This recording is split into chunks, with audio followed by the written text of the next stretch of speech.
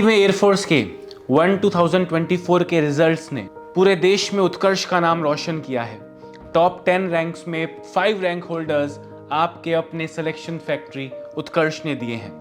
उसी कड़ी में आज हमारे साथ में हैं धर्माराम, जिनकी रैंक 7 आई है इस एग्ज़ाम में और बीकानेर के रहने वाले हैं, उत्कर्ष के ऑनलाइन स्टूडेंट रहे हैं। पर देखें, हमेशा मैं कहता हूं कि मंजिल मिल गई है इनको। न्यूज़ तो सिर्फ ये है कि हाँ, इनका सिलेक्शन हो गया है और जॉब इनकी लग गई है, इन्होंने सोचा था उसे पा लिया है।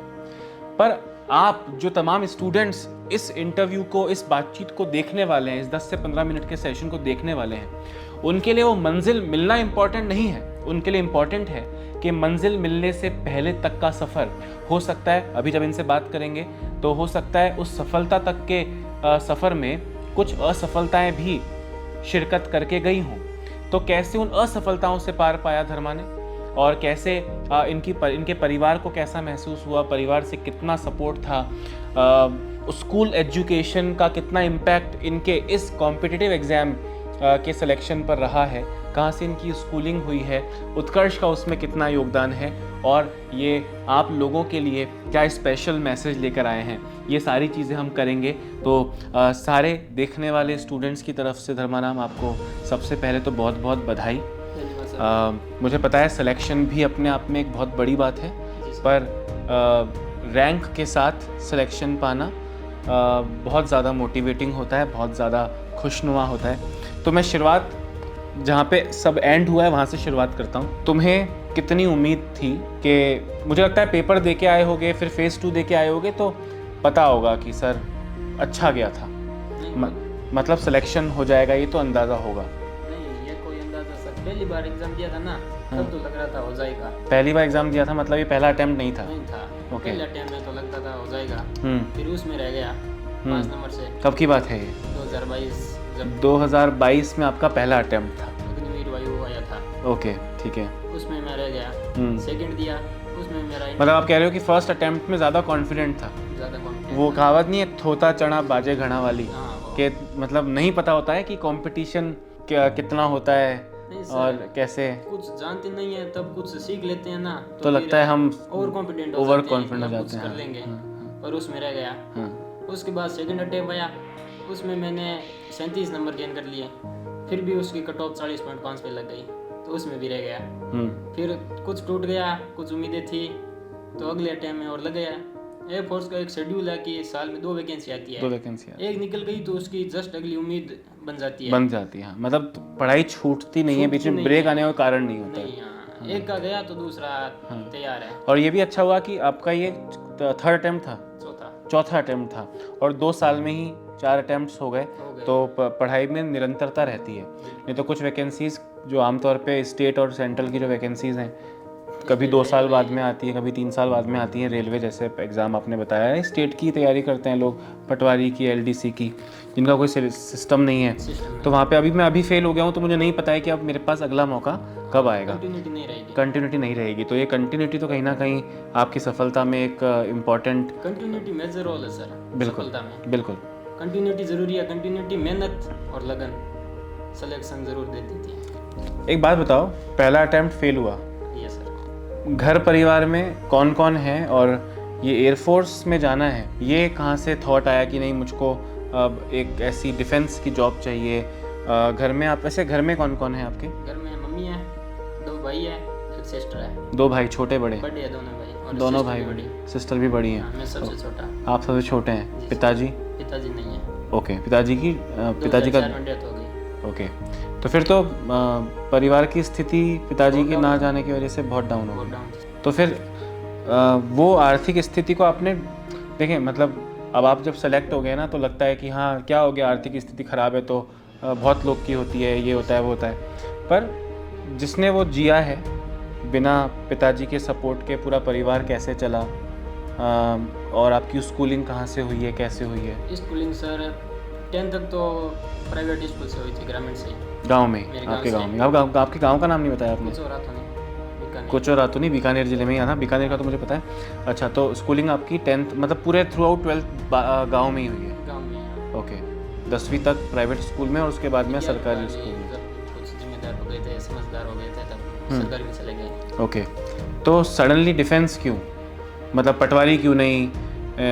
या गांव में देखा है टीचिंग एग्जाम्स का, बीएड कर लो फटाफट से, ग्रेजुएशन कर लो, बीएड कर लो और थर्ड ग्रेड टीचर लग जाओ, ऐसा भी काफ़ी चलता है। तो डिफेंस क्यों और कैसे? डिफेंस सर, मैं जब 12वीं में था ना, तब एक दो गांव के लड़के थे, वो कर रहे थे डिफेंस एयरफोर्स की, अदरवाइज नहीं एयरफोर्स की। और वे डिफेंस में सबसे अगर बढ़िया पोस्ट मुझे लगी तो वो एयरफोर्स थी। हाँ, कोई लगा नहीं, और गांव में भी आज से पहले कोई डिफेंस में लगा हुआ नहीं है एयरफोर्स। पूरे गांव में आपके मतलब आर्मी और नेवी तीनों में नहीं लगा हुआ है। मतलब अपने गांव के पहले फौजी आप होने वाले हैं? हाँ जी सर। ओके, मेरा मिलिट्री में है, पर मिलिट्री में मैं ही हूँ पहला। मिलिट्री में आप ही हैं पहले? जी सर। ओके, तो ये भी देखें अपने आप में गौरव का एक पल रहा होगा ना, कि जैसे होता है ना कि पिताजी भी कई बार सेना में होते हैं तो उनके बच्चों का इंटरेस्ट सेना में जाने का ज़्यादा होता है, पर इनके तो ये बता रहे हैं इनके गांव में ही कोई अभी तक डिफेंस फोर्सेस में नहीं है, हालांकि पैरा मिलिट्री में कुछ इनकी जनरेशन के स्टूडेंट्स लगे हैं।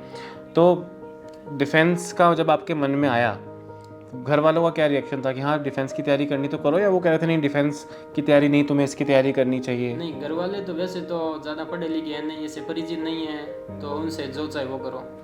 जिसको पता नहीं होता है वो मौन रहता है, और रहना उचित भी है। पता भी नहीं होता और आगे एडवांस में बोलता है, वो उचित नहीं होता। बिल्कुल। तो घर वालों ने बोला जो तुझे अच्छा लगता है वो कर ले, बस विश्वास है तू कर लेगा, और उस विश्वास से बना रहा। चलते चलते एयरफोर्स, जब घर की स्थिति डाउन थी तब ऑफलाइन नहीं आ पाया, सोची थी, पर मैंने सोचा नहीं, घर का बजट भी देखना होगा, ऑनलाइन ले लिया। और घर पर ही एक बंद कमरा था, घर पर ही सेल्फ स्टडी की थी। उस क्षण पे वापस आता हूँ जब आपका सिलेक्शन हुआ, आप क्या सोच रहे थे तो मैंने आपसे पूछा, पर जब रिजल्ट आया जी सर। उस सबसे पहले वो खबर आपने किसको दी? रिजल्ट आया, ये साइड थोड़ी बिजी रहती है, 2-3 घंटे तो खुली नहीं। शाम को 10 बजे समथिंग घर में सभी थे, खाना खा रहे थे, मम्मी भाई सब थे। रात को 10 बजे? 10 बजे हाँ। जब साइड खोला तो घर वाले बोल रहे थे, मैंने बोला रिजल्ट देख रहा हूँ, तो बोला हो जाएगा। मैंने कहा या तो 2 नंबर से रह जाऊंगा या 2 नंबर से हो जाएगा, क्योंकि फर्स्ट अटेम्प्ट में कॉन्फिडेंस होता है, फिर कॉन्फिडेंस डाउन हो जाता है। ना इसकी आंसर की आती, ना ही कुछ आता, तो पता नहीं होता कितने से कितने गलत हैं वो। बिल्कुल। तो ऐसे बोला, तो उन्होंने बोला देख ले। देखा तो 50 में से 49 में 30 नंबर आ गए।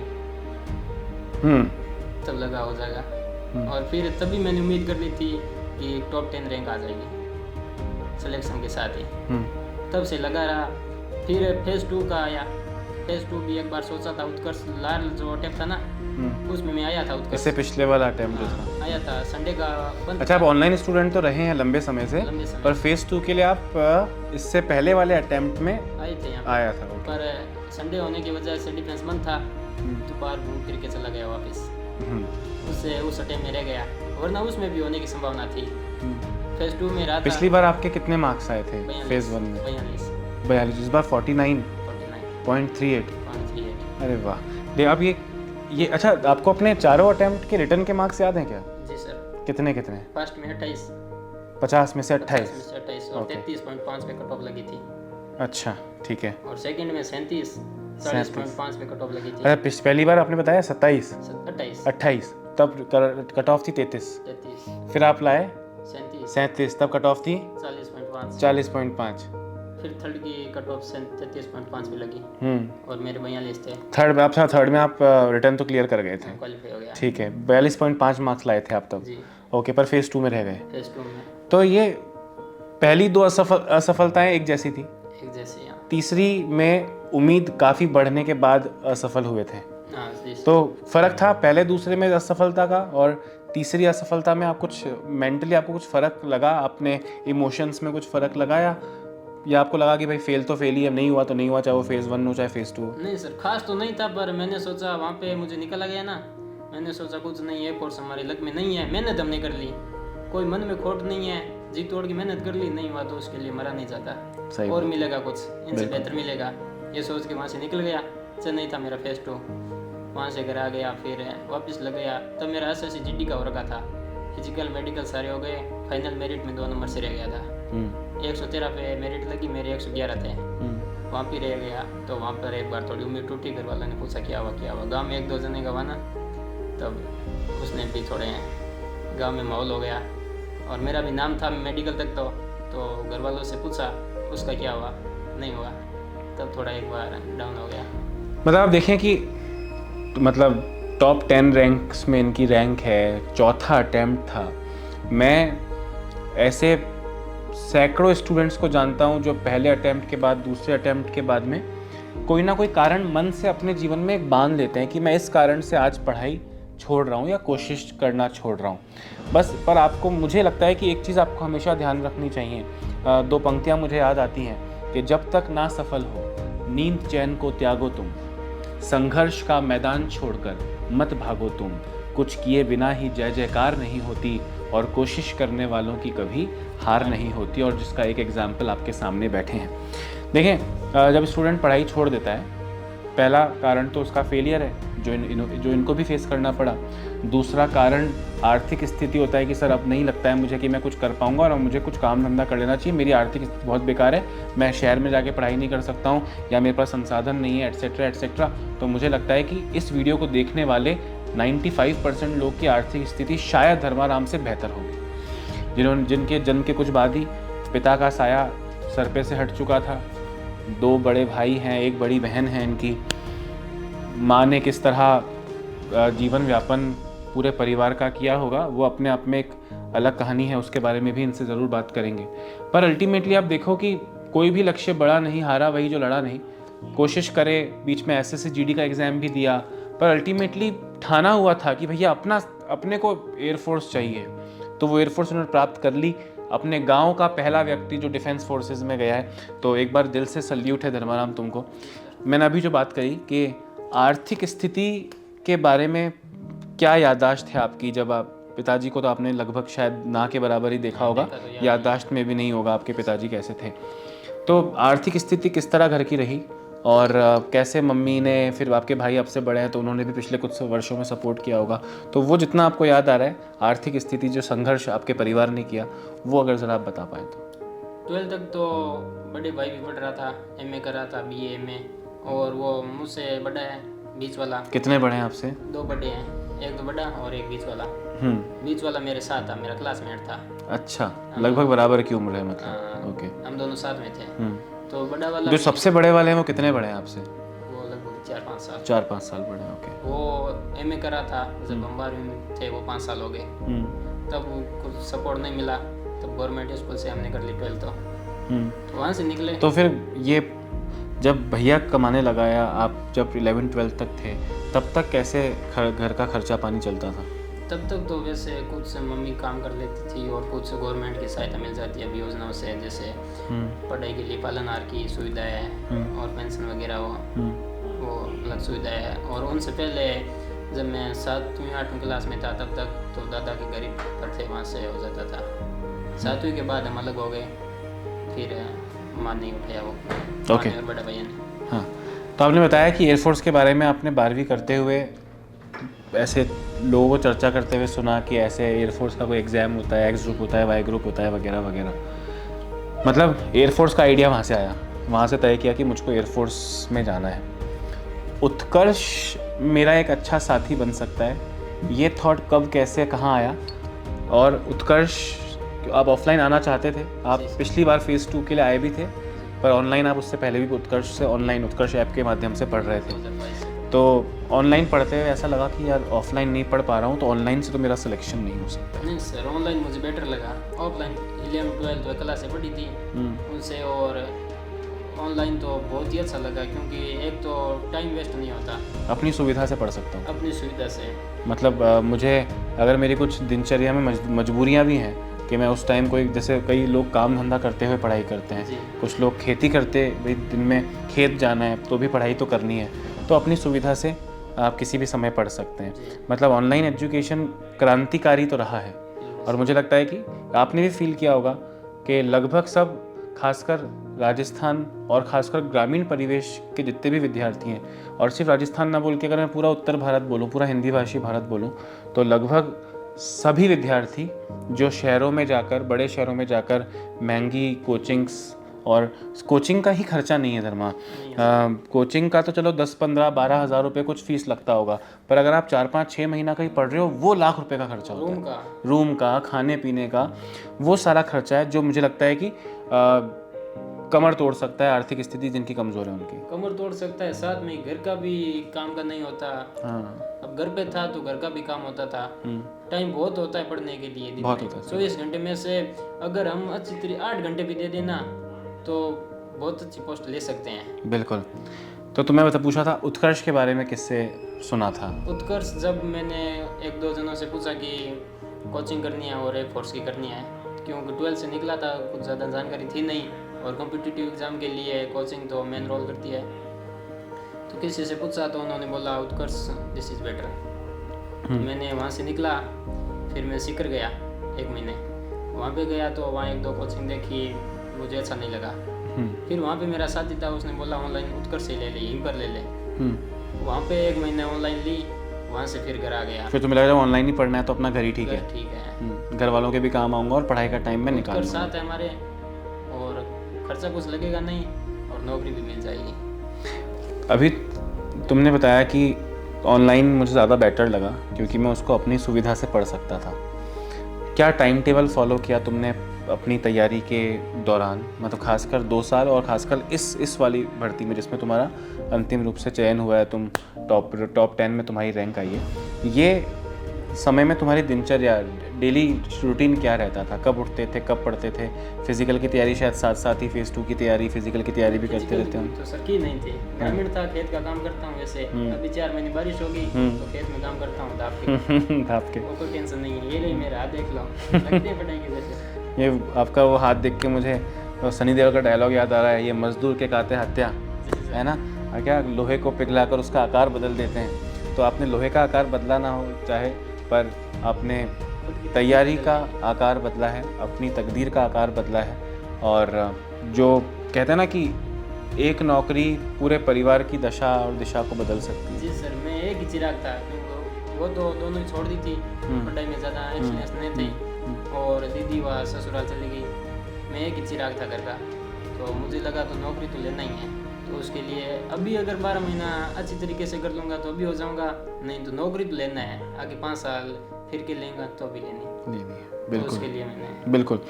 और आपने भी एक चीज़ महसूस करी होगी कि एयरफोर्स भी एक टफ एग्ज़ाम है, कंपटीशन खासकर उसको बहुत टफ बनाता है। जी, कट ऑफ भी कभी अनइवन जाती है, ना उसकी कोई आंसर की आती है, मतलब बहुत अलग तरह का और मुश्किल कंपटीशन एग्ज़ाम है। जितने भी आपकी तरह स्टूडेंट्स हैं, आपकी तरह मैं इसलिए बोल रहा हूँ, आप सेलेक्ट हो गए हैं, वो पढ़ रहे हैं, पर आपकी तरह का मतलब आज से 2-3 महीने पहले भी आप शायद कैमरे के उसी पार बैठने वाले एक विद्यार्थी थे।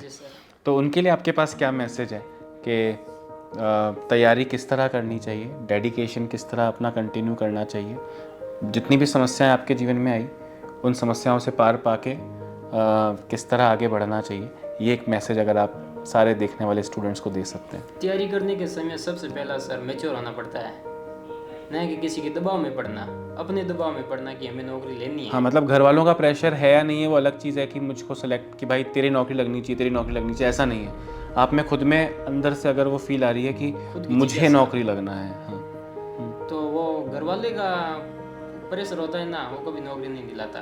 वो पैसा लगा सकता है, घर वाले बोलेंगे प्रेशर देंगे तो लड़का वो सपोर्ट कर सकते हैं, प्रेशराइज नहीं कर सकते। खुद अगर डेडिकेट है तो वो सपोर्ट करे तो दोनों का सहयोग से हो सकता है कुछ। बिल्कुल, ठीक है।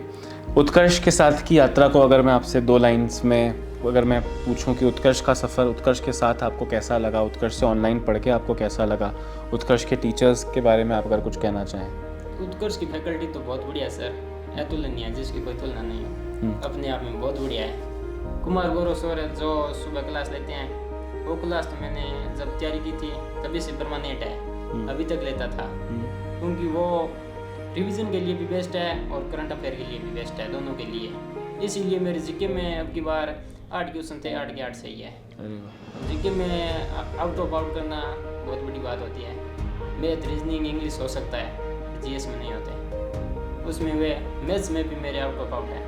अच्छा, ठीक है। मैथ में तो महेंद्र गोयल थे, इंग्लिश में रवि मौर्य, और रीजनिंग आपसे अनिल सर से पढ़ी थी। मतलब ओवरऑल आप कहते हैं कि उत्कर्ष विद्यार्थियों के लिए विद्यार्थी हित में अच्छे से काम कर रहा है बहुत लाभदायक है ना। बिल्कुल, और ख़ासकर ऑनलाइन एजुकेशन की अगर बात करें तो वो आप जैसे सैकड़ों विद्यार्थियों के लिए मतलब मुझे लगता है एक वरदान साबित हुई होगी। जी सर। तो ये थे धर्माराम, रैंक 7 वाई ग्रुप, और आज हम विक्ट्री सेलिब्रेशन था उत्कर्ष डिफेंस एकेडमी का, जहाँ पे धर्माराम जैसे रैंक 1, रैंक 2 और भी तमाम जो सेलेक्टेड स्टूडेंट्स थे उनका फेलिसिटेशन प्रोग्राम था। और वहाँ से लौटते हुए धर्माराम का इंटरव्यू हमें लगा करना चाहिए, क्योंकि इनसे जो बातचीत हुई पिछले कुछ घंटों में, तो हमें लगा कि आप लोग के लिए भी वो जानना बहुत ज़रूरी है। तो आप भी धर्माराम की ही तरह अगर निरंतर मेहनत करते रहेंगे तो एक दिन ऐसे ही इस कुर्सी पर आप होंगे, और सारे स्टूडेंट्स आपका इंटरव्यू देखकर अपने आप को इंस्पायर्ड और मोटिवेटेड महसूस करेंगे। तो धर्माराम आगे की ज़िंदगी के लिए आपको ऑल दी बेस्ट। और जो आपने इतने टाइम में सीखा, खासकर जो आपने मोटिवेशन और इंस्पिरेशन अपने में प्राप्त किया, वो आप इसी तरह अपने गांव में, अपने घर में और तमाम स्टूडेंट्स तक इसी तरह फैलाते रहें और ज़िंदगी में इसी तरह आगे बढ़ते रहें। जी सर। आप सबका भी नमस्कार। और उत्कर्ष को सिलेक्शन फैक्ट्री बनाने में आप जैसे विद्यार्थियों का प्रेम और विश्वास इम्पॉर्टेंट है। धर्माराम और तमाम हमारे जो टॉपर्स, अचीवर्स रहे हैं, वो तो अपनी ज़िंदगी में वो मुकाम हासिल कर ही गए हैं जो उन्होंने सोचा था, पर अगला नंबर होना चाहिए आपका। इस कुर्सी पर आप होंगे अगली बार, इसका मुझे इंतज़ार रहेगा। नमस्कार।